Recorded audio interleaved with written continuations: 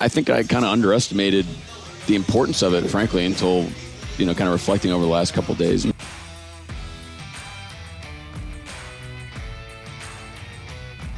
The reason we've been down here all morning, Brock, at the Virginia Mason Athletic Center is to talk to the head coach himself, Mike Macdonald. And we've come outside. Practice is about to begin, and the coach is here. Good morning. How are you? Good morning, guys. 10 a.m. practice today. Beautiful day. I see you guys in person. I know. I remember this 1 year ago. Our setup was kind of different. Do you like our new director chairs? Honestly, didn't notice a difference. Last year was a complete blur. I bet. Last year we had a picnic table. You were off to the side a little bit, but now we get to look at you. We got a good little sign right here. Yeah. Definitely a better setup than our studio inside. Yeah, you like this. Well, we could do this during the regular season, except it's cold as hell out here. That'd be all right. You'd be okay being out there? Maybe we'll think about doing that a little bit. What is your favorite part of camp? What do you like about Tommy destroys training something camp? here. Yeah. What's up with whose dog is this? It's mine. Oh, it's your dog. Oh, that's your dog. That's Tommy. All right, we got Come here, it. buddy. What's up, Tommy? He's a nice looking fella. It turns out, right now I can get away with him being out. So. This might be your favorite part of camp. You get to bring your dog with you. It's Steph just brought him. Jack's upstairs in my office with Steph. So so cool. It's great. What do you like? What do you like about having training camp? Camp's like my favorite part of the year. It's all ball. It's just working on your team. You're with your guys all the time. It gets a little, you get a little tired of going against your own team. Probably here in about a week or so. So like getting into the Vegas game and kind of getting into like the operation of games are nice. But I mean, there's competition. It's tough. You're with the team all the time. You're allowed 11 hours a day with these guys and or 10 hours a day, whatever it is right now. But it's great. And you're forging your team. You're kind of seeing where you're going and answering questions and figuring out new questions and solving problems. And it's a lot of fun. Do you remember your first one? Not as a coach, but like your first NFL training camp? Yeah, 2014. What was it like? Just like this the whole time, I mean, back then, like the vets didn't show up till mini camp. So like we did the whole. That was it was still the same offseason program that we have now. And so I remember like mini camp. All of a sudden, like all the vets showed up. The Halodinatos, Terrell Suggs, all those guys. Like oh okay, like the team's here now. And that was only a couple days, and so really hadn't had like exposure with those guys. And then just to see them, see like how pros played football was. You're like, holy crap. I do remember, like, I would be like we'd be doing walkthroughs and we needed extra bodies, to kind of like fit in. So I'd be playing like nickel in like a walkthrough. And I remember thinking like, this is the fastest thing I've ever seen in my life. Like having a respect for what these guys do when it's full speed. Like, really what was your role in 2014? Your very first training camp? What position? I was an intern. I was a QC, and I was like the fifth guy in the DB room. But I mainly just like helped out. Steve Spagnuolo was the DB coach, so helped him out and just tried to figure everything else out in the building, try to carve out a role. If you were to compare and contrast a year ago when we sat here with you, your messaging to the team in that training camp last year, in the group versus your messaging this year, 1 year later, banking all the experience you have as a head coach, how would you compare and contrast those two? Man, we talked about this yesterday in the team meeting. It's way more focused. I mean, we've done a lot of work. We're working with Mike Gervais and Steve Hauschka. They're working with our team, and they're working with me a ton. I'm doing a lot of work with those guys. Trying to figure out, hey, look, we had a lot of great ideas last year. It's the same principles, a lot of the same, phrases and things like that, but trying to hone it in, make it more focused, make it a little more potent. Make sure that it's exactly what we're trying to get done for our football team, and then how you present it. All those things are really important, and getting everybody in the building on the same page too. I think once we kind of got in our little football silo last year, we could have probably done a better job of bringing the whole building kind of try to create what we're doing. So now throughout the off season, spending time with those folks, you just feel the alignment more so right now. And I feel like hopefully the guys feel like it's made a difference and that I'm doing a better job. So is that kind it's fun. Kind of the CEO element of the job? Not that you're the CEO of the whole Seahawks, but that sort of role of like, hey, you get the job because of your football knowledge. But once you get here, you got to really show off that leadership and inclusion and communication skills. Well, yeah, and I think I'm in a little bit of if you go hire a CEO to run a big company, like they're probably coming from another company as a CEO, bringing that experience. I'm kind of the new guy trying to figure it out too. And it's like, we have a clear vision we're trying to create, but I'm learning as well, I'm getting coached. I'm getting coached in every team meeting and getting feedback consistently. So I think hopefully they feel that, I'm right there with them on, this spirit of like improvement and chasing edges and all that stuff, that I'm right there with the guys doing it as well. You mentioned a couple of those names. Is that coaching for you? Can you explain kind of what kind of feedback you're getting? Yeah, so we tape it and we get a summary of it and get criticized and areas of improvement and what you did well. And the kicker? Yeah, Hausch, man. I didn't know that was happening. Did you? No, I didn't know Hauschka was here doing that. That's kind of cool. I mean, they're not here. He's at his house, but they're going to come Tremendous back and forth, ping pong and they player. work with folks in the building and work with me.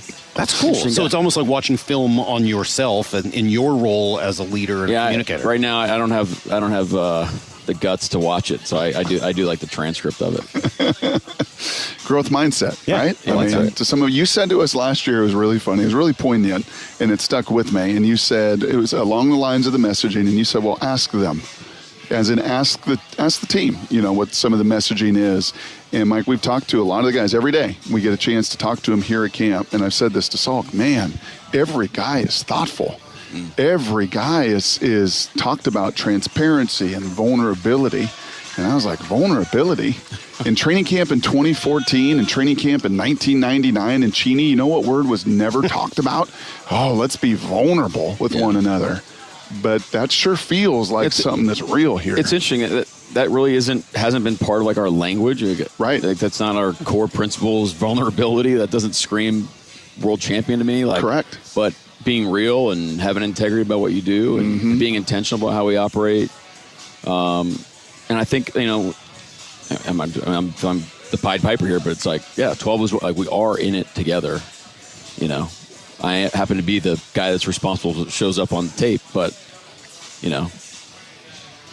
I'm in it as well. That's right. It's not just shouting orders, and so hopefully it sounds like it's getting across. And that's again, that's part of the fun part about camp is, in the spring we're begging him to come in. Please come to the off-season program. We beg you. We need to be tight. We need to be connected. And we had an awesome off-season program, but now it's like, we got you. Like, we're here, and let's go. Well, it's interesting because, you hear coaches, and every organization will say this, collegiately, high school, professionally, we want guys that love ball. We want guys that but to me, that's the baseline. Like, if you don't love ball, then don't play. Yeah. But the next thing is you better, love to talk ball. You better love to live ball. You better be thoughtful. And, if we're going to deepen this thing, I'd have to imagine that's where some of the secret sauce is. Well, I wouldn't say unfortunately, but part of the nature of the business is there's a lot at stake, and there's opportunities to be paid a ton of money and take care of your family, and sure that is a why for a lot of guys. And I'm not saying that's wrong, but when that is your only why, about the process becomes a lot harder. And so when we say you love football, you're right, Brock. It's about all the things that go into the process, and when you have guys that are bought into that and love it, it's fun. There's less drag. Yep. You can you feel like you can go further, and I think we're experiencing that here. Almost the irony of the guys who don't feel like they need to get paid to play the game are the guys you want to pay the most, because they're the ones who are going to help your program the most. Yeah, that's right. So your other hat, defense coordinator hat, how much more advanced, complicated, how much farther along is this defense today than it was a year ago today? That's a tough answer. It's we're standing on such a better foundation, and it's the players, but it's also our staff about how we operate. I mean, again, last year everything was new, and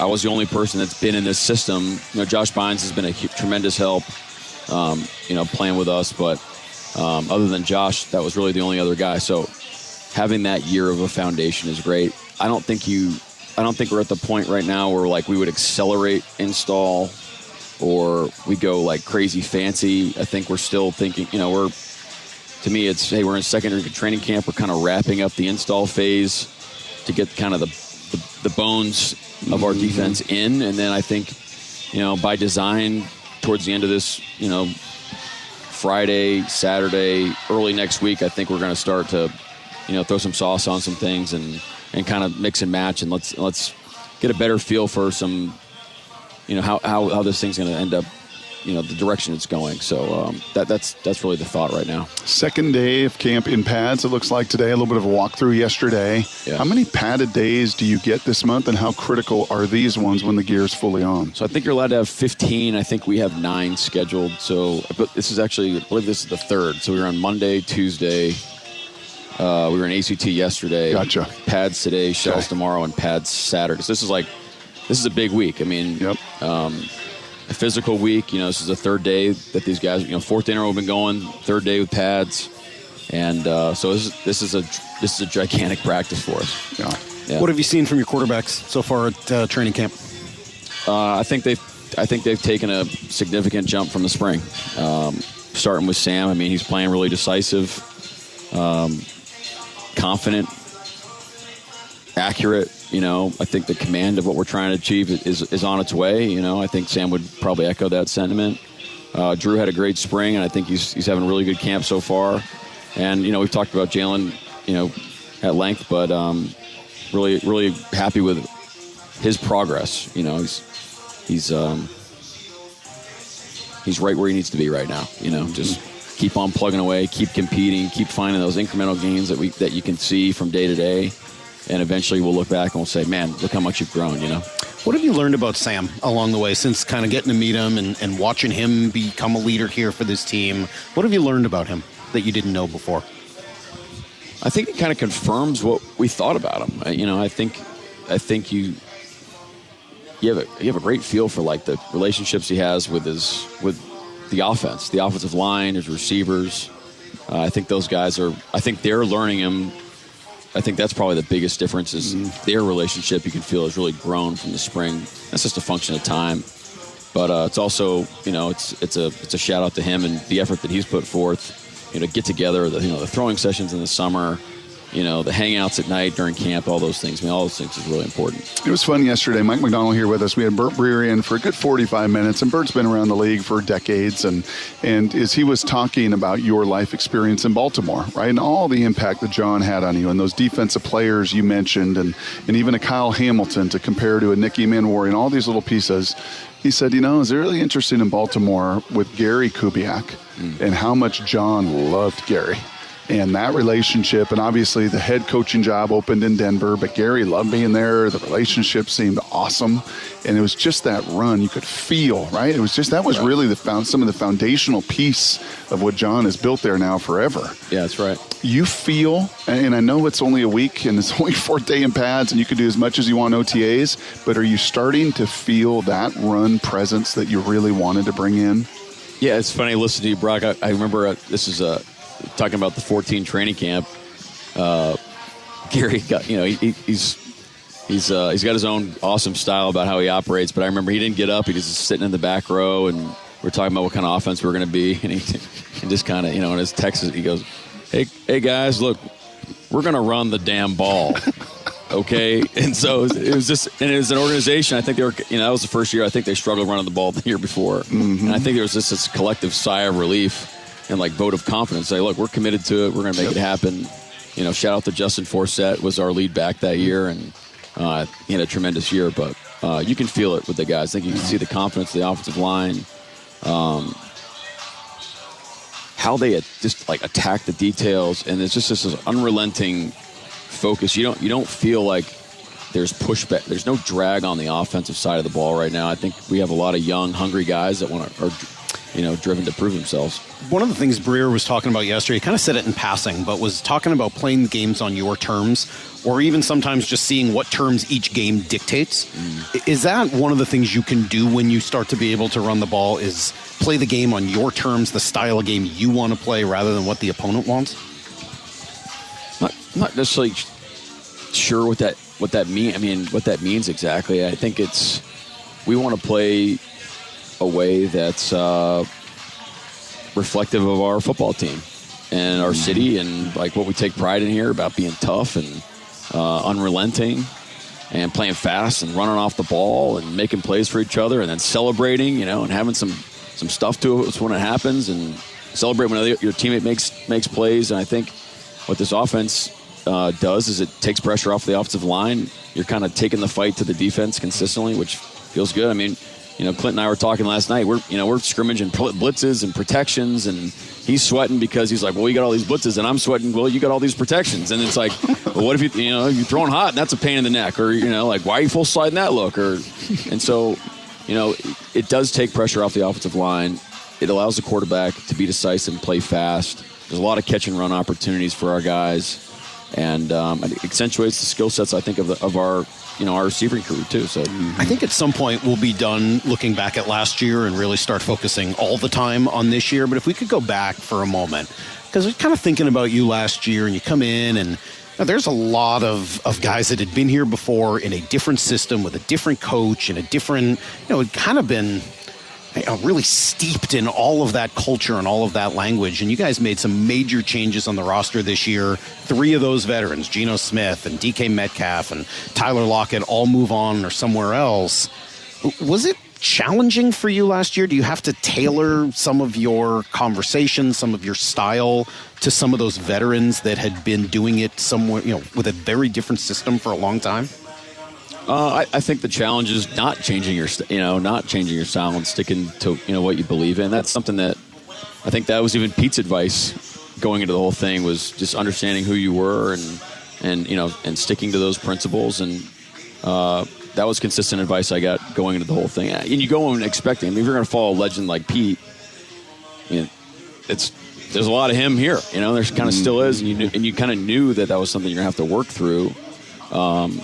I think if you take the mentality of like, hey, like, let's just keep working through it. And sometimes, it gets frustrating if certain things happen. You say, well, I don't really want it to happen this way, And so, but there's moments of frustration. But I think if you kind of zoom out and say, okay, like, we're going to get there. We got the right guys, the right people in the building. We got the support, and try to stay steadfast, like on where you're going. Let me ask you maybe a different way. Does it free you up a little bit now this year to have an even bigger role in that, with some of those veterans no longer part of the leadership conversation, et cetera? Yeah. I got the same role I had last year. Same amount of autonomy. John's been awesome. I think we're overestimating the how tactful we were and flipping, some of those personnel things. I think they're kind of each independent situations that happened to work out that way.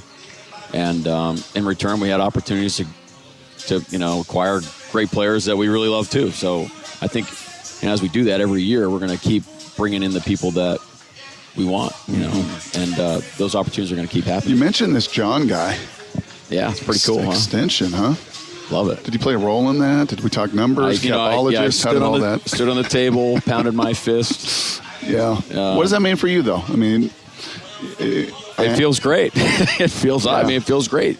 I think I kind of underestimated the importance of it, frankly, until kind of reflecting over the last couple of days. But you have confidence from the people that are giving you empowering you with these responsibilities, and it shows that we're committed to the process we're in, and and it's hey, okay, let's go, man. Yeah. This is our squad. We're going to be a tag team for the next few years, and hopefully for a long time after that. Yeah, Ozzie and John had that in Baltimore. Again, you kind of just, and I hadn't thought of it in the length until Bert really, you kind of hear from somebody else. But, I mean, that's a lot of what Baltimore's had, right, with alignment. They use that word. I hear that word a lot, alignment. Right. What's alignment to you organizationally, alignment to this team mean? Well, I think it's a prerequisite to be good. I mean, you look at any great organization, we've had this here. We've had it here for a long time. Yeah. Baltimore's had it. You can think of, the Steelers. I mean, you think of, the teams that are consistently competing for championships have it. So and we're fighting, it's something that you have to fight for every day, because there's a lot of people, egos, or things at stake throughout the building, players, staff.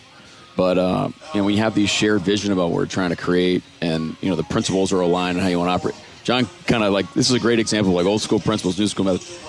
John, his personality, how he operates is that's, unique to him, and he's got an incredible style that people love. I have a little bit different style, but but we were about the same things, and the same things are really important to us. And I think people feel that, which is important. Anybody you want to brag about out here? Any of the players that have kind of gone above and beyond your expectations so far? I'd love to. Shoot, all of them. I mean, it's a great group. It's a fun group. I mean, guys like Byron Murphy deserve a shout out. He got a belt the other day from Nico in the team meeting, so that was cool. AJ Barner's doing a great job. Is he showing a little more personality this year? I mean, maybe you guys saw it behind the scenes. No, we saw it behind the scenes, but he's definitely like, hey, year 2, similar to like probably the same line that I'm feeling. Mm-hmm. I just saw Leo run out there. I mean, Leo is just a beast, and as a leader, really taking on that responsibility, like his style, which is cool. And you saw that last year. He's doing a tremendous job. Spoon. I mean, D-Law is just such an awesome addition to our football team. He looked pretty good in those one-on-one pass rush drills. I saw him move Abe Lucas in a way that I've not seen anybody move Abe Lucas. He's a powerful man, man. He's great. On offense, I mean, just having Coop, just you see why he's so great. It's just all the things matter, the attention to detail, the work ethic. He's in incredible shape.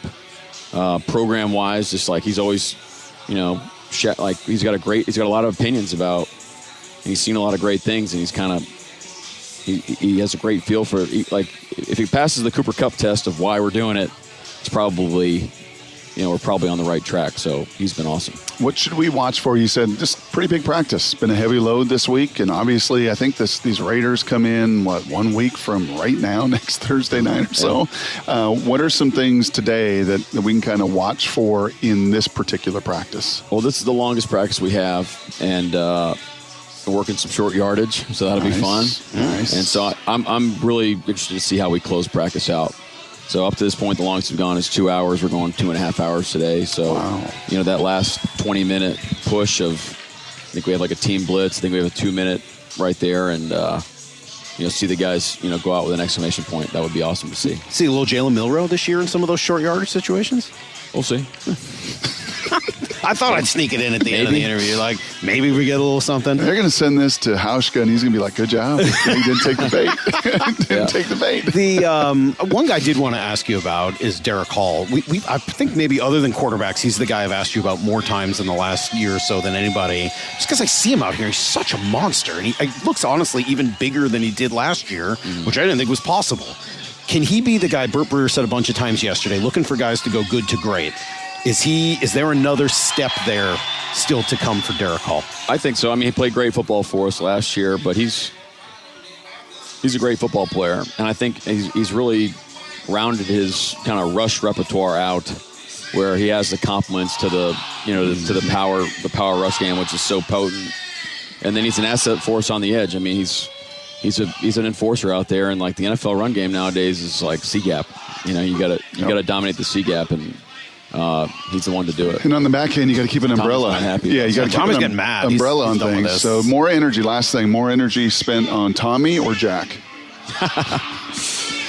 Tommy likes me right now because I give him the most attention. Because Steph's been kind of busy, but right now the only time I see Jack is like right after practice. Sure. So those are precious moments. Everyone always says, "Oh, you have your kid. You're just going to forget about your dog. Your dog won't mean." It's like, no. Nah, I can't. We can't still forget love my about dog. This guy. What are we talking about? Look at this guy. He's a good beautiful boy. He's and him and like Steph will send me the pictures and videos like where Jack's like banging on him right now, like hitting him all the time, and Tommy's kissing him, and and so he's been great with Jack, which is really cool. They're going to be best buds. How old is this guy, Tommy? He's 14, 15 months. Oh, he's young. Oh, he's a young guy. Yeah, all right. Well, we better get off the air. Turn it over to Bump Stacy. I got to hang out with Tommy for a couple of minutes. He's kissing. Dave's Pearson. been holding him the whole time. I know. Pearson's sopping wet from the number of kisses. So now it's your turn. All right, we got to get out of here.